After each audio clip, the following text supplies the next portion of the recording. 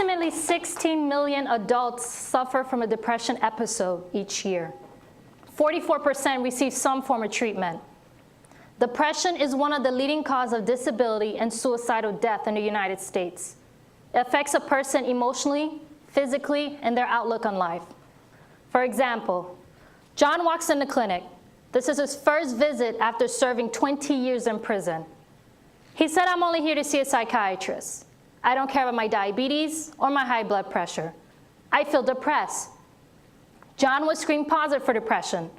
The doctor sends in a routine psychiatric referral. But John lives in a small town. There's only one psychiatrist in the area with several months for an appointment. John said, "I'm not going to that building. Everyone will know." John was not informed about the option of telehealth psychiatric referral. Telehealth is the use of technology, such as a webcam, to communicate with a doctor in a different town or state. It's like FaceTiming with a doctor. It can be accessed in a clinic or in a patient's home, so no one in the town would know. From my observation, 0 telehealth referrals were sent from the clinic this year. There is a shortage of mental health care providers in rural communities. I wanted to know, how can an education program promote awareness and utilization of telehealth psychiatric referrals for depression management in the rural communities? So my intervention was an education session with the medical assistants, the nurse practitioners, and the doctors together.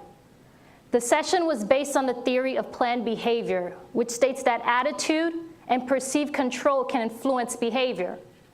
So first, they were provided with a survey to determine their attitude about depression and the use of telehealth.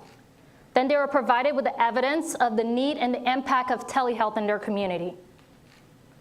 Then they were educated on how to properly recognize and to screen patients with depression using a depression screening tool. 3 months after my intervention, 35% of the patients that were screened positive for depression were referred for telehealth.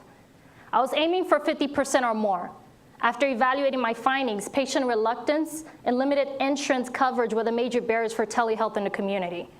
So there's a need to educate patients as well as policymakers in the importance of telehealth in the rural communities for depression management. Thank you.